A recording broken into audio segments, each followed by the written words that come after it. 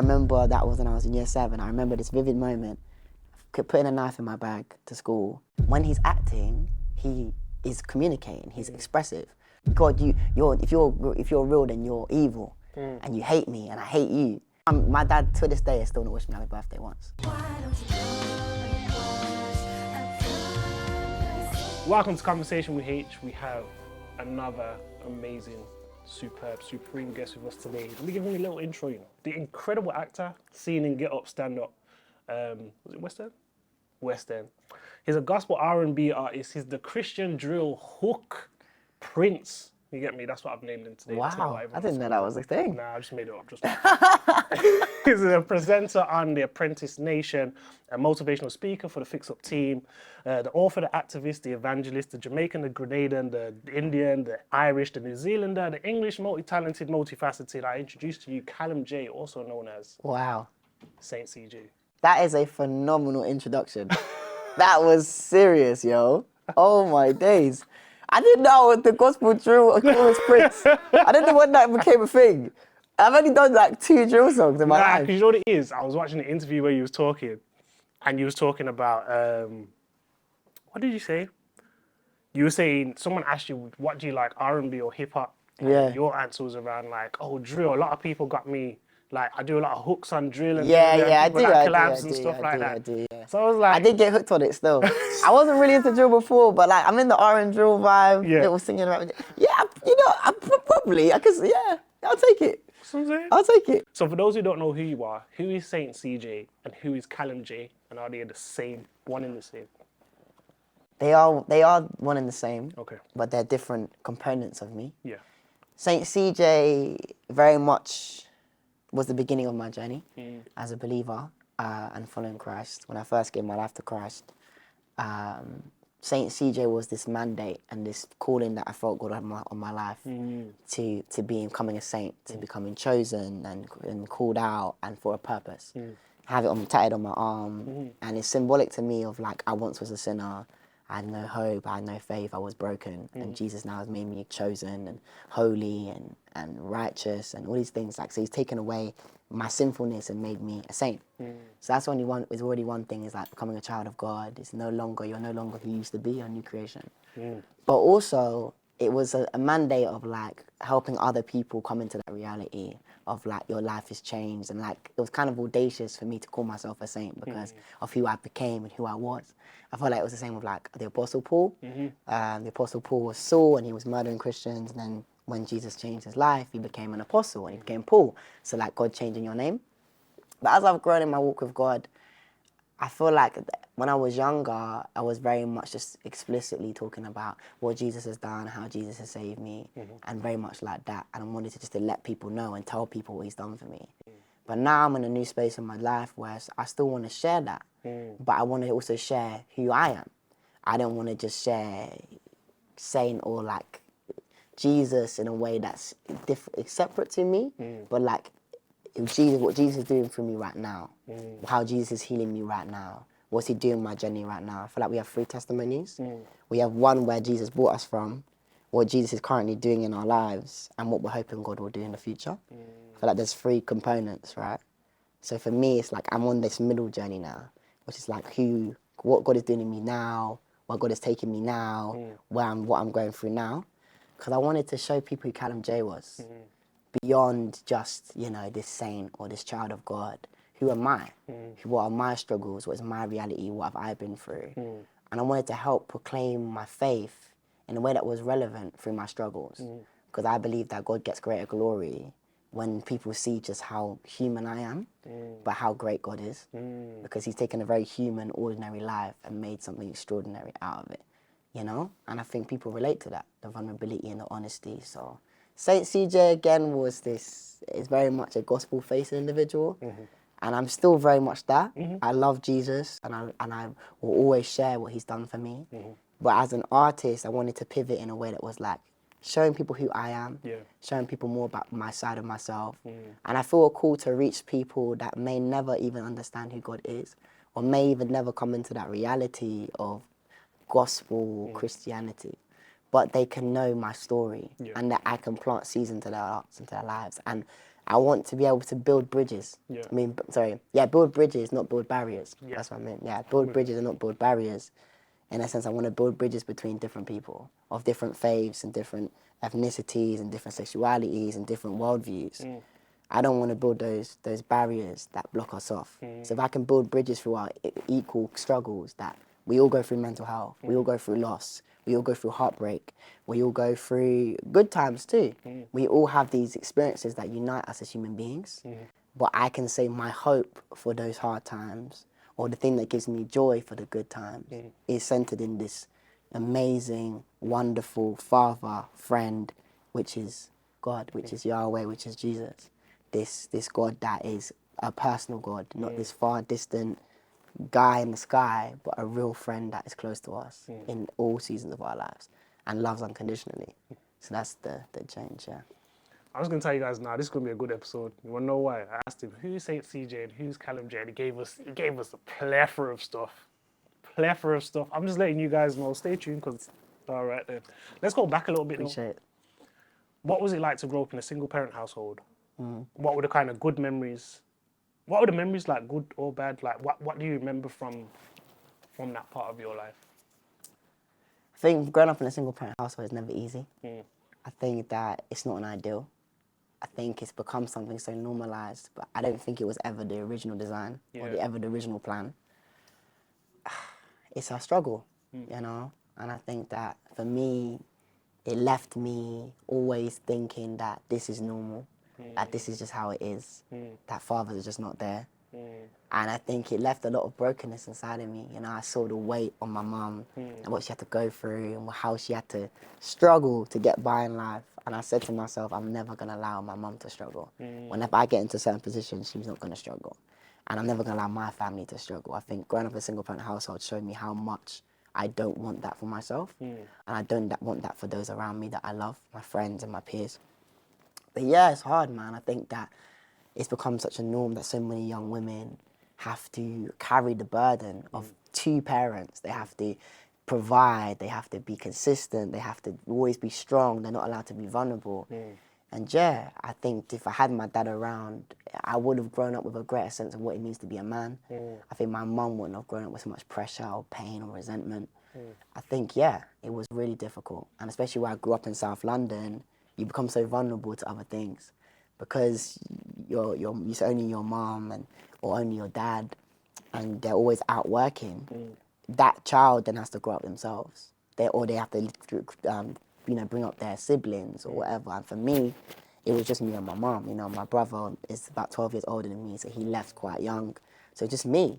And it meant that I was alone in my head, alone with my thoughts, getting to the wrong crowds, getting to the wrong things, because you're trying to make ways to do better for your family. And I thank God that Christ found me at the age he did, because if he didn't, I probably would have ended up doing illegal things to make money, to support, just because I want to help my mum. And I think it always comes from that stem place of just wanting to help my mum. But you end up doing things that damage yourself and damage your family. So for me, it left me very broken, very heavy. And to this day, I think there's still a weight on it. And that was what was going to be my next question. How heavy is that weight that you carry in terms of, like, I'm not going to let my mom, my family, my friends kind of suffer. I'm going to do everything I can to put them in a good position. How heavy is that weight? And when do you first initially feel that weight in your life? What age do you feel like, okay, when I grow up or when I get to this point, I'm not letting this happen? Yeah, I think I still feel the weight, bro. It's very heavy. I feel like... When did you first feel it? When did I first feel it? I would probably say... probably as early as maybe 6, 7. And then probably really came to terms about 10. Okay. So 10 years old. You're still in primary school at Primary this point? school. But you're aware. You see things. You see mum come back from work, huffing and puffing, she's tired, struggling, and then you see when more irritable, can't really communicate effectively, can't really be there. Yeah, probably from the age of 10. Do you know? And then you just alone with your thoughts, or you just realise that we don't have the privileges other people have. Your other friends, they're like, my dad this, my dad this, my dad this. And I'm like, oh, you have a dad? Like, what's that like? Do you know what I mean? Because I don't remember that. I can't tell you any more time in my childhood when my dad was there at all. Like At all, like, no, no like, birthday, no. I can't. My dad to this day has still not wished me happy birthday once. Yeah, like literally. So I can't remember a time where any birthday, any Christmas, any celebration, any achievement, he's been there for absolutely nothing. So it's like the concept of a dad, to me, is like, what is that? Like I don't actually know what that is. I can't tell you what a dad is. I can tell you what a dad is from other people, like mentors, people I've seen, big brothers that like have become like, mentors in my life or like father figures, but I can't tell you for myself what a dad is. Looking back now, where do you feel like you missed out most? In terms of what, having a father, missed out most. I probably would say I missed out on understanding what a man is, what a man should do, how a man should be. I've had to learn that later on in my life. Like not having a male voice that can speak into my life. Like I have my big brother who was that. But again, he's my brother. He's not my dad. So there's only so much he can be a father to me. But yeah, like just not having that person that you can be like, hey dad, you know, show me how to do this, show me how to do that, like show me what it means. I missed out on that. Like, you know, I had to basically learn myself. And to this day, I'm still learning. You know, things, principles that I just didn't know. Do you know what I mean? Because nobody showed me. And then I learned it from culture, I learned it from society, I learned it from the ends, ended up learning it from church, ended up learning it from other mentors. So I had to unlearn so much stuff and relearn so much stuff. Yeah, so it's like you things that have been placed in from a certain age. Yeah. When you start to follow Jesus, become a Christian, go to church, you're having to, okay, that doesn't work. Yeah. Let's put this in place. Yeah. That doesn't work. Let's put this in place. Yeah. Because your environment starts to change. And you also see the weight of like even the great men in my life that I can say are father figures, and I say now I have like a spiritual father. They even still are working through things because they didn't have that. So even still, where you've got great men that have the values, there might be some things in their own experience that there's something missing there because they didn't have it. So you have to learn from books and from reading and from knowledge and from communities, but it's still like never fully complete, you know? And that's why I believe that like the greatest way I can know what it is to be a man and a father is through God. Because human beings still lack the fullness of what it means. Do you know, God fully knows what it means to be a man and what it means to be a father. Do you know? Yeah. Because he created us. So I feel like I'm still learning and I only fully knew or started to know when I found God, when God found me even. What's interesting is you said you started to feel this weight, or you started to realize this weight at the age of 10. But similarly, at the age of 10, you start doing kind of like performing arts and stuff like that. So you've got this weight and then you've got this outlet. What was that outlet like in terms of like performing arts? Did you just enjoy it for what it was, or did you enjoy it because it gave you an outlet from? It was liberating, bro. Like I have Asperger's, autism. So growing up with autism, I got diagnosed when I was 4. Wow. So my mum had to raise a young boy with autism at a time where like back in the 2000s, autism wasn't really like a thing. They didn't really know what was going on. So she didn't understand why I wasn't talking, why I was struggling socially, why I would be like very jittery. Like she didn't get it. And people, like when I talk to people now, people are like, you have autism, like you seem so confident and chill and I've learnt to be like this. And I think outlets like creativity have helped me. I still have moments where processing can be difficult. I can freeze, I can have social anxiety. Even as we record this video, like there's parts of me like my anxiety is kind of it's just kind of it's like there. Yeah. But I'm working through it. Like I'm just trying to be present and just like God help me. Help me, you know, support me. Especially when I talk about things that are very personable. Your emotions can, especially with people with autism, you have very high sensitivity to emotion. So if you're talking about emotional things that are triggering, my body starts to react. That's trauma and everything. So as I'm talking, I'm experiencing that. But when I was growing up, I never had an outlet. So my mum would see me, I wouldn't talk, I would shut down, I wouldn't communicate. I didn't talk till I was 5. So my mum had to like get words out of me. And she was like, why are you not talking? And it wasn't, I couldn't talk, but I was selectively mute, which in the sense that I didn't want to talk. I didn't have the confidence to talk, I was too scared. So my mum was like, but the one thing he does is when we watch TV, he's acting out the scenes on the TV. So I used to like watch shows and I would like cartoons and I would act it out. I'd have my little action figures or my swords or, you know, like little playthings you have. And I'd make all these characters, like I'm a cowboy, I'm a superhero, then I'm a knight, I'm a samurai. So my mum was like, when he's acting, he is communicating, he's expressive. And I would always sing. My mum would play R&B to me. I grew up on Boyz II Men and Next and Jagged Edge and Craig David. I would sing. Mum was like, my brother was like, Mum, Callum can sing, like really good.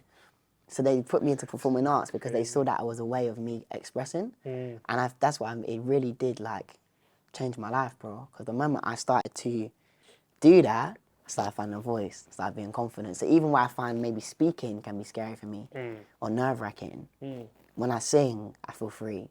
When I act, I feel free. When I dance, I feel free. Like I feel like I'm the most confident version of myself and the most free version of myself because I didn't feel like I could be free in life, just normal life. Like school was very challenging because I wasn't the one to sit still. I had to keep moving. I had to keep doing things. So I had to be engaged. And if I lose engagement, bro, you lost me. Like keeping concentration and keeping like focus, very difficult. Do you know what I mean? My brain is always moving like this. So performing arts was a way that I could be free to do that. Did the performing arts then translate into helping you to then adapt? 100%. Because acting helped me how to communicate. Music helped me how to like find an outlet. If I ever get stressed, I listen to music. It helped me find a way of like expressing myself. Dance for me is just like sometimes like a sensory thing. So like if I need to just move, dance is a way of like releasing me sensorily. Do you know what I mean? Because otherwise I have tics and I have twitches and I have things that I do. But when I dance, it's like I can put those into movement. So then it doesn't feel... So even when people see me perform, they're like, CJ, you're always dancing. It's because I have to. Because I'm nervous. like I have to move. Like it's not even a thing of like... But because I perform, it's now become a part of my brand. And like artists like Chris Brown inspired me to be like, oh, I can dance and sing at the same time. But for me, it was just a thing of like, I need to move. Because I'm very nervous right now and I'm getting anxiety and I need to keep moving. So it very much gave me a voice and gave me space and helped me with like eye contact, helped me with so many things that I really struggled with. What moments, considering there's a lot happening by the age of 10. There's a lot happening. When you get into your teens, what are the moments that you can remember that really kind of I want to say this in the right way, which really kind of set a precedent for you for how you move forward in life? Wow. I'd probably say when I went through my season of depression, when I tried to commit suicide, I think those moments really showed me like I'm in a deep, dark place and I need to find a way out. Obviously, me finding Jesus or Jesus finding me at the age of 16, school, just different things that went through school and like learning about myself and being the most underachieving student in my year and being in a place where my life was just on a downward trajectory. And the only thing that brought me out of that was God. The only thing that brought me out of that was finding my gift and finding that this is the way I can shine because I struggle everywhere else. I think, like finding who I was and finding my purpose at a young age. And I would also say like, there was a very pivotal moment, obviously, when I had my court case and I got charged with, my criminal offence. When I got to that point, I said, yo, like, I need to change. So I think those points of like depression, suicide, the court case, the underachieving, which we'll go more into, but like those moments, those really dark moments in my life where the only thing that could bring me out was God, was the pivotal moments where everything changed. Because if those things did not happen, I don't know whether I would have this mentality now, and seeing like how it really broke my mum to see me being suicidal and having to leave school and be in a psychiatric ward and for like 3 to 6 months and no school and just in a room by yourself being watched because you want to kill yourself. When you're in that dark place at a young age, it's like nothing can bring you out of that darkness. But it was Jesus that brought me out of that. And that was what changed my life. Like, I'll always say, meeting Jesus or Jesus finding me. Because I think it's definitely a two-way thing. More time, I think it's Jesus that finds us and we just accept it. But him finding me at that age, it was like, it just really changed everything. It pivoted my mindset. It said, like, my life, there's more to this. Because the depression I feel, the anxiety that I feel, the anger that I feel, the addictions that I have, they're breaking me. And I'm slowly, like, breaking apart. And the only thing that could really lift me from that was Jesus. So that was the main pivotal part, I would say. Because there were so many things, like I was in four schools before the age of 15. So my first primary school, I suffered. I got bullied really severely badly. And then I ended up leaving because they couldn't support me in my needs. Second primary school, got bullied again, really, really badly. And I just suffered and struggled. My first secondary school continued, but then I started to fight back, getting into fights all the time, getting into different altercations. And I remember when I was in year 7, I got into a crazy altercation with a year 11, and I threw something at his head like a parameter. Yeah, I said like a parameter or... The sharp thing? The sharp little thing. Not the compass. Oh, wait. A protractor, I think. Not okay, protractor. yeah. So the ones that are sharp, the sharp little things, the tools, but like dashing it at his head. And then he grips me up, and he like, and the teacher went by and he punched me, and he said, "I'm gonna get you." He was involved in gang activity. So like, I remember that was when I was in year 7. I remember this vivid moment, putting a knife in my bag to school and being like, yo, like, if he comes in, I'm going to stab him. And I'm in year 7, and I'm just thinking like, this is the way I need to survive. And I can't tell you where I learned about fighting and knives and gangs. It wasn't like nobody taught me. I just knew it. I was around it. I saw it. I was like, cool, this is how you survive in school. And I remember my mum saying, "You're not going to school that day." And I remember like being like, no, I need to go, I need to do it. I can't let nobody treat me like a waste man. I was like so much anger. And my mum was like, no, you're not going to school. You're not thinking straight. She didn't know I had a knife in my bag, but she knew there was something going on with me, right? And I thank God to this day, like I think about it now, I thank God to this day, because where I would have been if I had gone to school that day, I don't know, man. Because you would have been searching, it wouldn't even have been a thing where, if I see him, there's going to be a point in your head where you're like, It's fight or flight. I need to find Yeah, him. yeah, facts. It's going to go from, if I see him, to I need to find him. Yeah. And then that turns into, once I find him, I'm doing this. I'm doing this. And I remember holding the knife in my hand in school, I'm in my house, sorry, on my way to school thinking like, I'm going to do this. I'm so glad my mum stopped me. I'm so glad. Because I used to have knives underneath my bed to protect me. Because I always felt like someone was going to come and get me. And that's a whole nother journey of my mental health, like the things I battled with, the demons I wrestled with, literal demons, like spiritually, like the things I wrestled with at such a young age. I just think like, when I think back, I'm like, rah, where I've come from, it's crazy. Because I just had no peace, man. And I was like, yo, I'm going to do this thing. But I'm so grateful for my mum for stopping me doing that day. And it makes so much sense when my dad's story and what my dad's been through and why he wasn't in my life. It makes sense for why I was the way I am and the battles that I deal with. And it became to understanding of, okay, cool, this is why I need to let go of certain things. So I say that was a very pivotal moment. And I ended up leaving that school because of that whole incident. Yeah. And then year 8, a new school again. So like, imagine moving constantly because you never fit in, you never feel like you can make it, and trying to be yourself and not being accepted.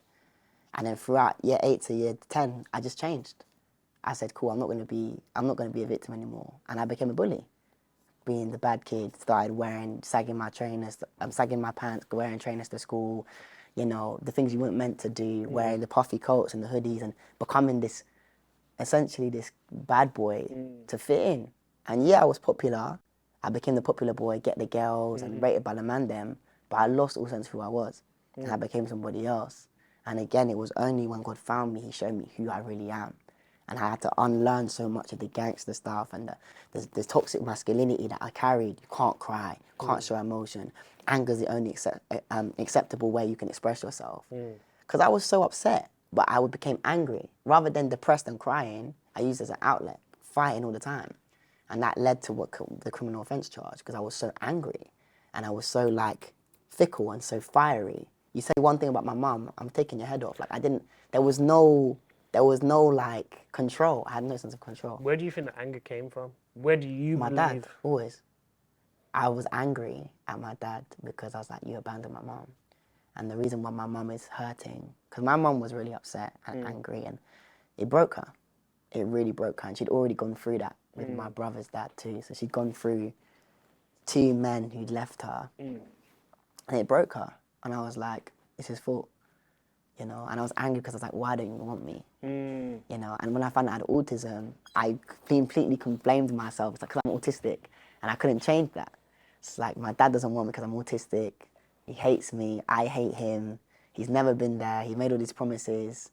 And he's never going to be there. And I was angry. I was really angry. And I was angry at the world. I was angry at God. I was like, if you're real, this God guy is real, then he wouldn't do this to me. And, you know, he wouldn't let my mum suffer. And he wouldn't let my dad not be there. And he wouldn't let all the things I'm going through. Like, God, if you're real, then you're evil. And you hate me and I hate you. And I carried that for so many years. Like, I hated God. I hated people that talked about God. I hated religion. I hated religious people. I didn't like it. Because I was like, well, this is the reason why all the problems in the world, because of God. You know? So it carried that resentment, and I just projected it on people. I projected it on relationships. With any girl I spoke to, I was very horrible and nasty, borderline abusive as a young boy, you know, and I did a lot of things I wasn't proud of in those relationships. And even within like friendships, rude and bad mind and just horrible. Just a really horrible young man. But it wasn't I was horrible. It was just I was hurt and I was broken and I needed guidance and I needed change, you know. The craziest thing is that when you were 10, your outlet was performing arts, and that helped you to then develop and grow and have, you know, better with your communication, be better in normal life environments to have certain conversations and those types of things. You get into school and the anger that you feel towards your dad then produces itself in an outlet in terms of fighting, in terms of how you treat people. And it's just interesting that the outlet that you once had, the performing arts, helped you at one stage, and then all of a sudden someone started to pick on you in a particular way, and your outlet was like, okay, now it's anger. Bro, I never stopped doing performing. So now you just got two different outlets, so the which you two just outlets, do. yeah. And like the outlet of performing was still there. But it doesn't mean it was positive. Do you know what I mean? Like my outlet of performing was there, but the music I was trying to make, the content I was trying to talk about, like It all leads into it that. all leads there, yeah. Because at one point, like with music, I was like, I'm gonna become famous, have bare girls, have bare money, and that's what I was looking to. And I used to be inspired by the gangsters and the rappers that all the chains and this and that. I was like, yes, I'm gonna be. You know, because guys that, you know, do music get girls, you know, and guys that get music, they get money, they get status, they get respect. I can do my thing, my legal thing on the side and make music, and still do make music. Like, it became like a gang mentality. So now it's like, I'm still going to be a creative, but I'm going to do it in this way, you know? I always wanted to be a performer, but the why and the motive and what I wanted to bring into the world was not pure, was not positive. And when you start having certain friends that have the same mentality, my best friend Darrell, to this day I don't know where he is, but yeah, gang affiliation. Oh yeah, bro, you know, the music thing's hard. Yeah, we need to make a Cardi song. I'm writing songs about, you know, he's talking songs about cutting people up and chefing people and killing people and shotting, because that was his reality. I'm like, this is hard. It wasn't hard. It was mad. But I'm thinking this is cold because I'm like, yeah, this is the life we were doing. And it's like, oh yeah, I'll do the hooks. I'll sing. I'll do the hooks. But even then, like, feeling like singing was like nerdy. I'm feeling like, no, I can't really be a singer. Like, I gotta be a rapper, or I've gotta, like, you know, do this. Like, I can't be myself. I can't talk about what I want to actually talk about. And I was still singing. I was still doing performing arts showcases and these different things, but nobody knew, because I was one way with my mum and my family. I was one way in my performing arts world, and I was one way in school. I was two different people, because I was very adaptable. Because I was in performing arts, I knew how to play different characters, right? So one character is school, bad breed, no one chat to me, With my family, I'm the good boy. I'm good. You know, I do what I'm told. I would rebel, but then sometimes, because you can never fake who you really are, eventually it comes out. So when my mum talks to me certain way, I'm like, don't talk to me like that. And she's like, what? Like, and she's like, where did you get that from? Why are you talking to me like that? Why are you being disrespectful? My brother's patterning me saying, bro, why are you talking to mum like that? What's going on? Are you, like, like, and he's getting proper upset with me. I'm like, bro, no one can chat to me like that. He's like, where are you getting this mentality from? I didn't teach you this. Mum didn't teach you this. Grandma didn't teach you this. Where are you getting this from? It's like, I'm my own person. And I started becoming so warped, and I couldn't keep up appearances forever. So it started filling out. Let me cut you just there, because, and just a trigger warning, in terms of this next topic. You're saying you were these different characters. One was like a good guy. One was you trying to be this person that you're not really, but you're just trying to do this thing. When I listen to your story and I hear that, was it 5 suicide attempts before the age of 14? How does that even, and however comfortable you feel to talk about it as less or as more as you want. How does that even link in with good guy CJ, bad guy CJ? How do we get to that? Why is that happening? If you're, I think because fundamentally, is it still the same source of the anger, or is it something? I think it's fundamentally it's because I didn't feel like I was enough, and I didn't feel like I was loved. I didn't have the sense of being loved, and I think my internal trauma, my central trauma, which I've learned in therapy, is abandonment as rejection. So when you forever feel rejected and you ever feel like you're not enough, you will feel like your life doesn't matter. And until I found God, or until God found me, I didn't realize that there's a reason for why I'm alive. Like there's a purpose to my life. I was created. I actually am here. Like God actually created me. I'm not just this thing. And because I didn't believe that, I thought I was just an atoms, I was just an accident, and I'm just happened here by chance. What's the point? Like my life is mine. I can just do whatever I want with it. But I realize it's not, you know? And I think that for me, the biggest lie that I found from suicide is that you're not enough, you're not loved, and you don't matter, which is a lie. Because anybody that's ever suffered with suicide, or ever suffered with depression, like, they need to know that they are created, that they have a purpose, that they're here, and it's not just an accident. You know, your life has a meaning, it's bigger than you. So to take your own life is saying that you don't matter. And that's not true. It's the biggest lie that we've believed, and the biggest lie that I believe the devil told me. Because I think fundamentally suicide is demonic, it's evil, it's actually like spiritual. And of course it's practical because mental health is a real thing, anxiety, depression are real things. But it's definitely a spiritual root, because for you to feel like your life doesn't matter, you don't belong, who's telling you that? Those thoughts in your head, they're not true. And I believe these thoughts in my head, the nightmares I was having, these things that kept speaking to me and telling me I wasn't enough, I wasn't good enough, I'm not loved, you don't matter, look at you, everyone you loved left you, da da da da da. And I think that fundamentally my biggest fear was becoming my dad, is becoming my dad to this day. You know, and I think a lot of men have that fear, they don't want to become their fathers. And when they look in the mirror, they see their fathers. And their mums, sometimes when they look at their sons, they see their fathers. And that's really hard for mums. You know, that breaks them. They're like, you are like your father. And that man hurt me. And it's like, I didn't want to be like my father, so I said, cool. If I'm going to become my father, I hate that man, I hate myself. And if you hate yourself, then you're going to take your life, because it doesn't matter. So that's the root. The root was insecurity, was insufficiency, was not feeling enough, was not belonging. That I felt like who I was not enough because nobody in school accepted me. Like, all I wanted was to be accepted. All I wanted to be was loved. I think all of us, all we want to be is loved and accepted and feel like we matter. But when you don't feel like that, we feel like we belong. When you don't feel like that, then what's life, you know? And you don't realize you were never created to belong. You were created to be an individual, to be your unique self. But when you don't love yourself, or your unique self, there's so much insecurity about who you are. You feel like you're a mistake. I'm disabled. And then if God's real, then he made me a mistake. Because being disabled isn't a good thing. You start to question yourself your entire life. So yeah, that's where the suicide came, 100%. What would you say to 14, 15-year-old Callum going through all these things, feeling all these experiences, feeling all this hurt, feeling all this anger, doing all these things, being two different people at home to the person that is at school? What would you say now, with everything you know now, what would you say to that Callum? I would say you're enough. You are enough. Like, you don't have to keep running and hiding from everything and from everyone, and you can be you. Like, you are created for a reason. You have a meaning, you matter, and you belong. Like, you know, and there's a father, a heavenly father that is there. He's real. He doesn't hate you. You can fight him all you want, but he's trying to hold you. Like, I would just tell him that he's loved, man. Do you know what I mean? Like, real talk.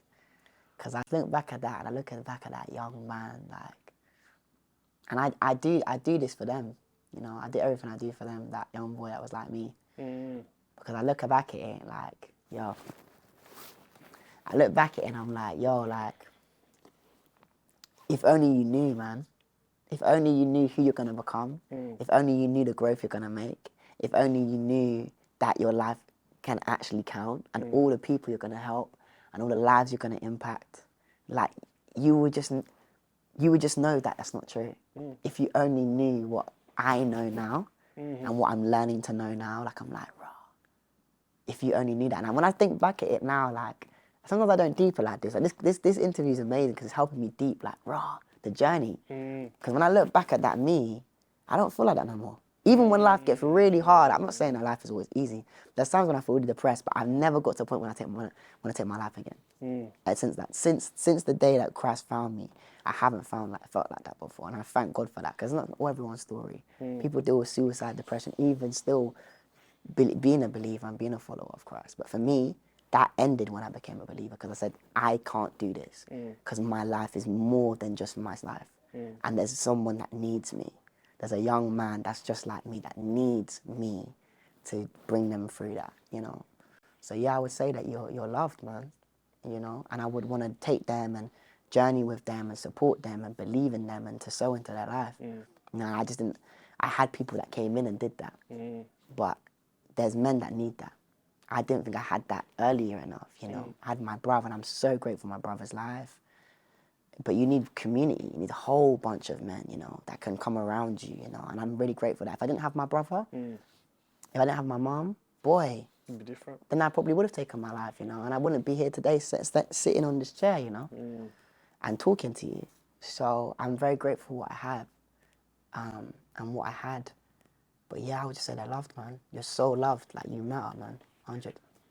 The second part of that question is, what would you say to your dad? What, then or now? No. Now? Considering how you feel, considering what you've gone through, if you could just say one thing to him, what would you say? It's a lot to think about. There's a lot of things that I would say. There's a lot of things you want to say as I well. would want to say, but they're not necessarily the thing that I should say. There's a lot of things that still are there. Yeah. That are like, why did you do this? And what this is very angry. It's very real. It's very like, even when you asked me that question, I felt this twinge in my heart. Like, I want to say a lot of things to him, but I'm not going to respond from that place, because I'm aware that that is not a feeling, nor is that an experience that serves me and serves my healing. And I think it's important that when we think about people that have hurt us, we have to think about, okay, what is going to produce healing? Not what just feels right for me to say. Because I can say a lot of things that feel right, but that's going to leave me, I'm more angry, it's going to leave him hurt, it's going to leave him feeling shame. And I don't think that, even though I feel like he's let me down in my life, he's still worthy of grace. And I'm speaking this very much from a place of like, very aware that God is really speaking to me right now. Because again, there's things I want to say, bro. Yeah, I hear you. There's things, bro, I want to say a lot of things that probably would, you know, I want to cuss him out. Yeah. Hundreds of you. But what I would say to him is that I don't hate you.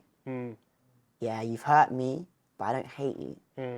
And I want you to know that I don't hold against you what's happened. Because I understand and I realize that you just are broken, man. I'll just be like, Dad, I know you're broken, and I understand that. And all I want you to do is just be present. I don't need nothing from you. All I want you to do is, I want you just to be in my life. I don't need anything from you. I don't expect anything from you. I just want you to be there. Because not so that you can fill a void, because you're not going to do that, but because you're my dad and I still want you in my life. No matter what's happened, no matter what we've been through, I'm not going to hold that against your entire life, because I understand the reason why you did what you did is because you're broken just like me. And you haven't done the work on yourself, and you haven't done the therapy that I'm doing. I would say to him, like, Dad, go to therapy, get help, get support. Do it for yourself. Do it for my sisters that are now being grown up. My half sisters. Do it for my baby sister Shansia, who's just been born. Do it for her. Don't do it for me. And stop blaming yourself and hating yourself. Because the more you hate yourself, you hate me. Because I remind you of you and the failures you did and the shames you've done. What you've been through is not who you are. And you don't have to allow what you've been through to define who you are. So I just tell him, like, you're forgiven, Dad, you know. You actually are forgiven. I'm not going to hold that against you no more. I just want you to do what's best for yourself. And even if that means, even if my dad isn't in my life, I just hope that he's okay. I hope that he gets better for himself. Because if he's whole, without me, at least he's whole. Because if he's in my life and broken, that's not effective to anybody. Do you know? So I would just tell him to, like, yeah, get help, get support and change and that. I understand. I forgive you. I get why you did what you did. Some things were your fault, but it's not all your fault. Fundamentally, it's not. Because he was hurt. He didn't have things. His parents weren't in his life. And he lost people. If you don't deal with your demons, they will continue to follow you for the rest of your life. And you'll regurgitate that on your kids. Whew. I appreciate you just sharing how you have shared. Thank you, bro. Because it's not I appreciate you asking the questions. It's not easy opening up about a situation that is especially still quite raw. You're still dealing with. And from what I've seen, it never goes away. You just learn how to adapt to those feelings and that environment and accept, as you said. So I kind of want to pivot a little bit, but I want to still talk about outlets, as we've talked about throughout the conversation, and kind of you starting your kind of Christian music journey. What's that been like for you? How did you first start that? Because you've been making music for a while, but how did you first start that Christian music journey? And how important is your relationship with God in terms of filling voids as well as helping you creatively? Christian music journey. It's interesting. I think it started from a place of just God radically changing my life. And me finding this amazing faith, this amazing Father, this amazing Jesus who literally took my brokenness and said that you are loved, you are enough, I died for you. I died for you to save you, to set you free from your shame and your sin and your mistakes and your brokenness. And I feel like even to this day, I'm still learning what it truly means to be saved and loved by God, because I had to unlearn so much stuff. I had to realize that I had to let go of a lot of the religion and the rules and the things that I'd seen in church culture to really find what is the root of what Christ teaches. And when I started focusing so much more on Christ and less about the other voices, I found that, like, this unconditional acceptance, this unconditional, like, calling, that no matter what I do in my life, where I go, God had a calling over my life, and he said that I was enough. He said that I'm chosen. He said that I've got a plan and purpose for your life. So that just changed me, and I wanted to just let the whole world know that. I still do. I still want to let everybody know, like, this is what's changed my life. This is what's healed my heart. This is what's given me my mental health. Like, I don't know where I would be without God. Like, I can never, ever, ever in my life not follow Jesus, because what he has done and how he has changed my life is so profound and continues to this day that, like, it's just incredible. Like, I can't even describe it, bro. And when I found this indescribable love that set me free and took away, you know, this anxiety and this pain and this heaviness that I had, and when it comes back up, is able to comfort me and hold me and keep me and show me a way out of addictions, like porn addictions that I thought I'd have my entire life. Like, God is continuing to free me and liberate me and show me that this thing doesn't have to define me. I'm not defined by my mistakes and my past and what my parents done and what my friends have done and what mentors have done and what pastors have done and what people have done in my life. I'm not defined by that. I wanted to show the world. I wanted to tell the whole world, this is what God's done for me. So I was like, well, I want to talk about Jesus. I guess it's Christian and gospel music then, isn't it? Like, it wasn't that, like, I fell into it. Like, I have to make Christian gospel music. It's like, that's the only thing that was on my heart. I was making beats and making music, and I always wanted to be contemporary with it. Because when I first found out about gospel, I was like, what's gospel music, bruv? Because all I know, like, I know Skepta, I know Getz, I know Trey Songz, I know Chris, like, I've always loved R&B, right? So I'm like, and you know, I'll be honest, what I've heard about Christian music or church music was it's dry. So I'm like, I don't want to listen to dry music. I want to, where's the good music here, you know what I mean? Because I ain't trying to, like, they're going to tell me that I have to let go of my old music. And I'm like, this is what, if there's alternatives, they got to be banging. Otherwise, I'm still going to be banging what I'm banging already. Even though it might not be the best for me, I'm still banging it. So I had to learn, like, cool, how can I find alternative music, or how can I create things with alternative messages that are still relevant? I still want to make hip-hop music. I still want to make R&B music. I still want to make drill music, but I want it to be relevant. And I remember the first artist I found was Kurt Franklin. And I remember just being like, I was just in my room, I was like, God, what's gospel? Like, I don't know what this is. I didn't grow up in church. I'm not a Christian. My friends are Christian, but I don't really know what is this thing. And I was like, Kurt Franklin. I was like, this is kind of vibey. But I was like, okay, it's still kind of choir stuff. I was like, this is kind of good. I can work with Kurt Franklin. It felt very real and honest. I remember the first song I heard was Imagine Me. First ever gospel song I heard. And I cried. That's a deep one. This is deep. This is me. This is my life. And I was like, this guy's dope. And then the next person on the kind of recommended list on that song was like Lecrae. So I was like, Lecrae, who's this Lecrae guy? And I was like, my man's rapping. Oh yes, I was like, oh my God. I was like, yo, people rap about Jesus?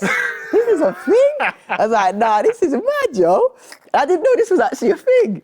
And I realized there was a whole Christian hip hop industry. People have been rapping about Jesus for time. I found out about KB, I found out about a lot of the Reach Records guys, and I was like, this music is really relevant. And they're talking about, I'm really experienced, I can get it. And the beats still slap. The music still pops.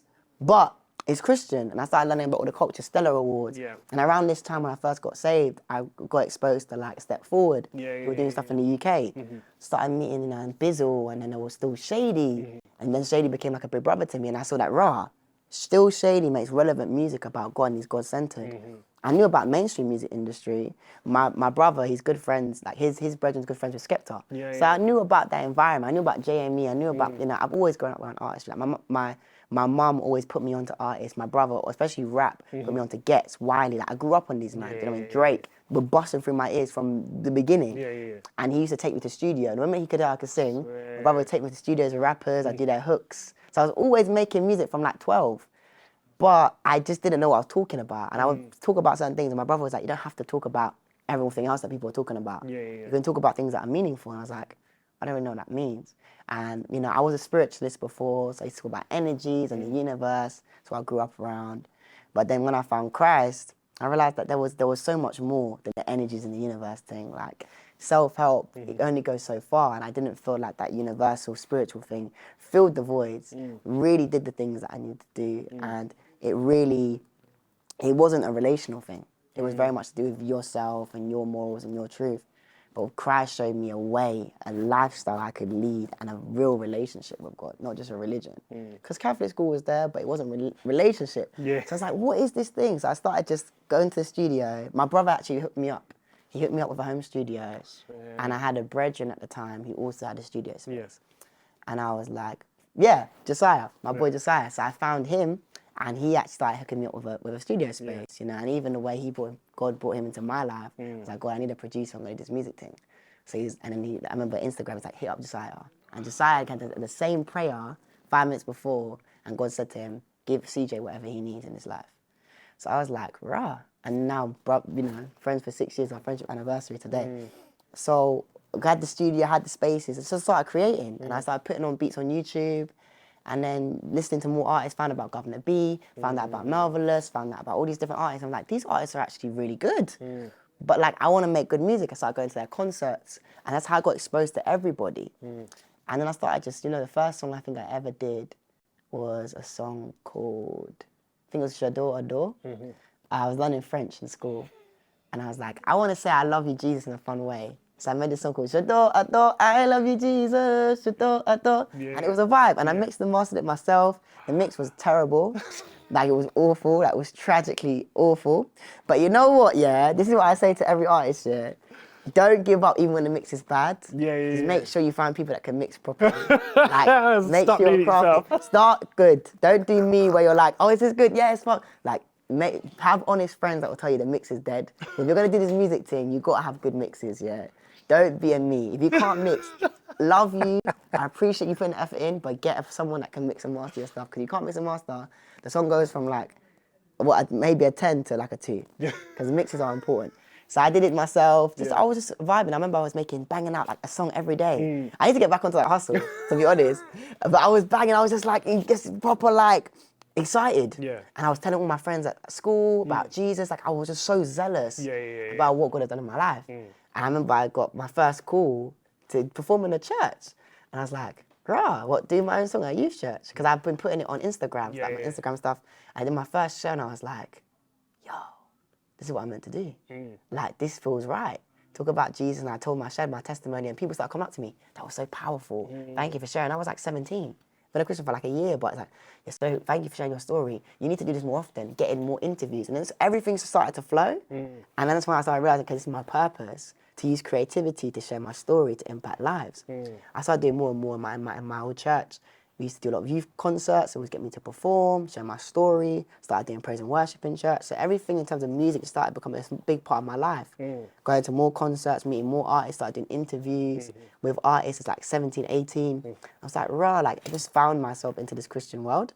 But it wasn't like I forced it in there. It was just like I just became a part of it. And because I love Jesus, I was like, And then I realized you could start making money from being an artist.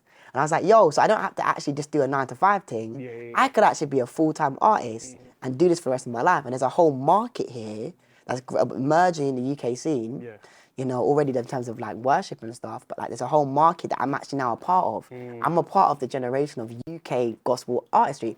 Becoming a UK gospel artist, saying that like you're part of that generation. And the Governor B's, the Triple O's are above you and A-stars. I'm thinking, this has like been like 10 years in the making. I didn't even know. I'm going to concerts, getting bookings, and I'm just like, God, I want more bookings, more bookings, more bookings. And it just becomes part of this culture. I didn't even realize. And in America too, there's this massive culture. I'm like, I can actually do a living and travel the world talking about what Jesus has done in my life. That's crazy. Like people can actually make money and travel the world and feed their families talking about Jesus.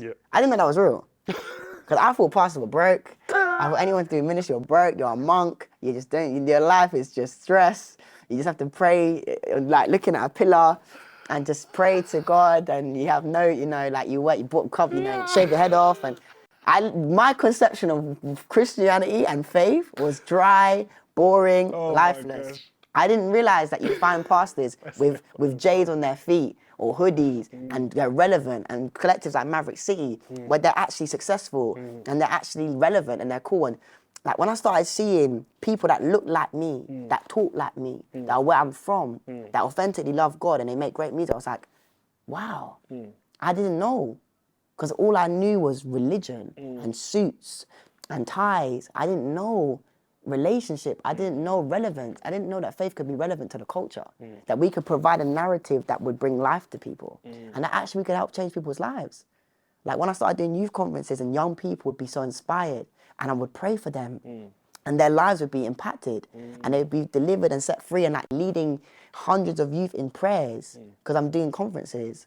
I'm like, my life is actually meaningful. I've come from being this hoodlum, this hood rat doing all madness and being this young boy with no direction to leading young people, to going to college and starting up my own Christian union in college and inspiring young people and being an honors student, and my grades going like 360 from most underachieving student to being a high achiever, being an honors student in college and getting A in college, and going to now be a youth mentor and do motivational speaking in schools and publishing a book and doing these things that just didn't seem possible. When my teachers told my mum, your son's going to amount to nothing, he's going to do nothing in his life, he's going to go nowhere, he's going to fail everything. To now being able to like be self-employed at 20, like it's just like the 360 was wild. So Christian music, I think like it showed me a way of being a blessing to people in a way I didn't even understand. But I never went into it like I'm making Christian music. I just went into it like I love Jesus and I want to make great music. And I still live with that now. Whether you call my music Christian or gospel, I'm not really bothered. I just love Jesus and I make music that helps and heals people. That's what I'm on. I don't care about the brackets and boxes people put it in. Because at the end of the day, it's life music, And whether I say, whether it's a worship song where I'm proper proclaiming Christ, or I'm talking about my journey growing up in South London, I pray that Holy Spirit will still touch people the same way. Do you know? You've answered a few of my questions through that answer you just Yeah. gave. So I'm gonna go to these two. So the first question is, what is one thing you want to achieve with all that you do? What is one thing that you want to achieve this year? Just I one. want to achieve this year. Just one. Or what is the most important thing you want to achieve this year? That's a really good question. I got a lot, you know. I would love to book like another. See, this is where you're about to give me so many different answers. What's the most important thing you want to achieve this year? in terms of creativity, is it? No. Or just in life? For you, what's the most important thing you want to achieve this year? I want to be.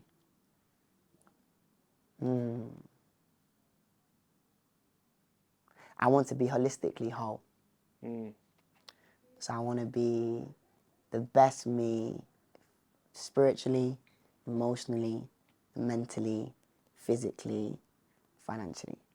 I just want to be whole. I just want to be in a place in my life where I am whole enough to pour, to give, and to present myself in the best way.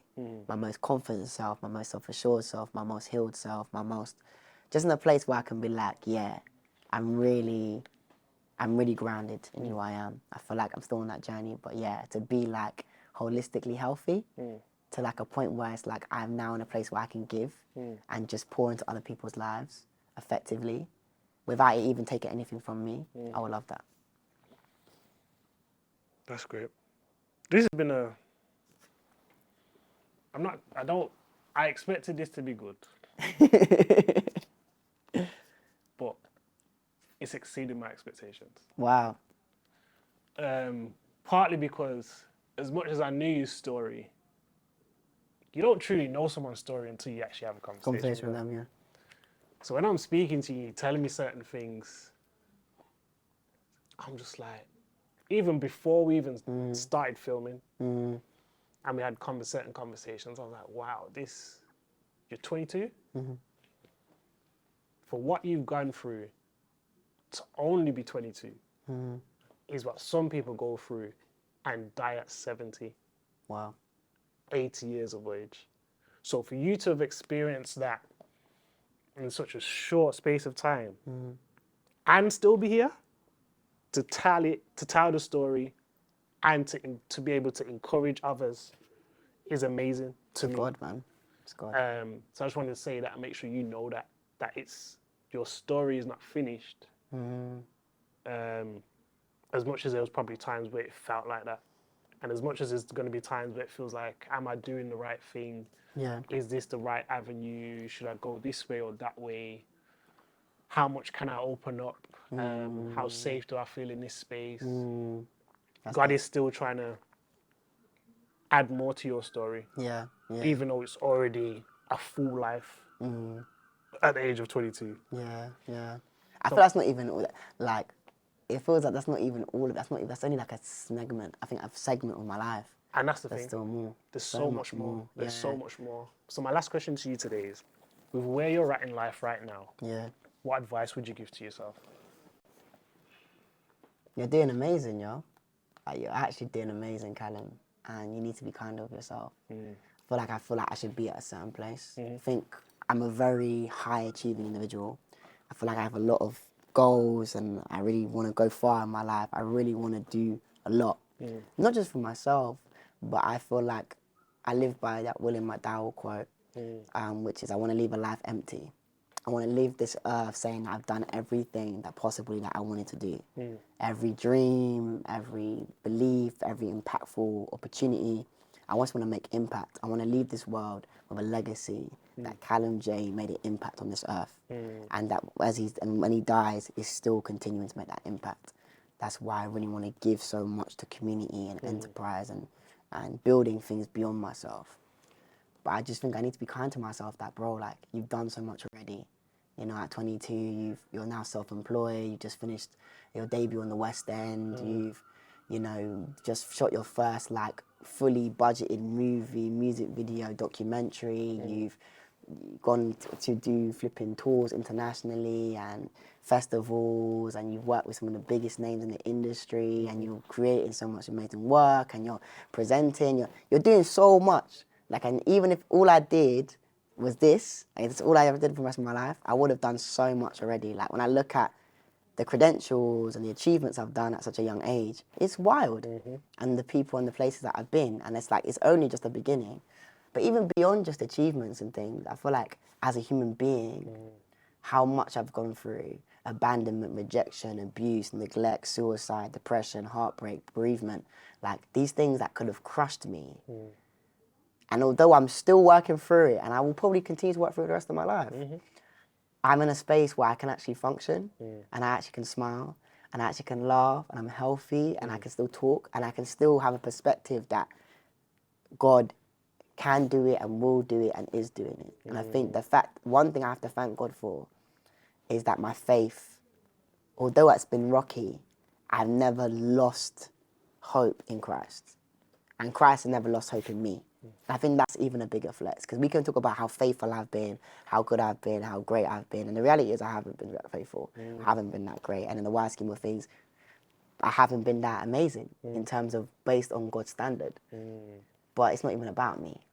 It's how good God is and how faithful God has been. Times when I couldn't keep going, God kept on going with me. Times when I felt like it was all over, God said, no, it's not over. Like, the biggest flex is that God's kept me, and the biggest flex is that God continues to keep me. And it's all about Him, you know? So I would say, yeah, 3 things: that you've achieved so much, you're doing so well, be kind to yourself. And maybe the 4th thing would be, God's got you. Like, God's got you, bro. You've got this, no matter what. Guys, this has been the amazing Callum Jaye, Saint CJ. This has been Conversation with Haych. Make sure you like, subscribe, share everything with the channel, and we'll have much more content coming for you very, very soon.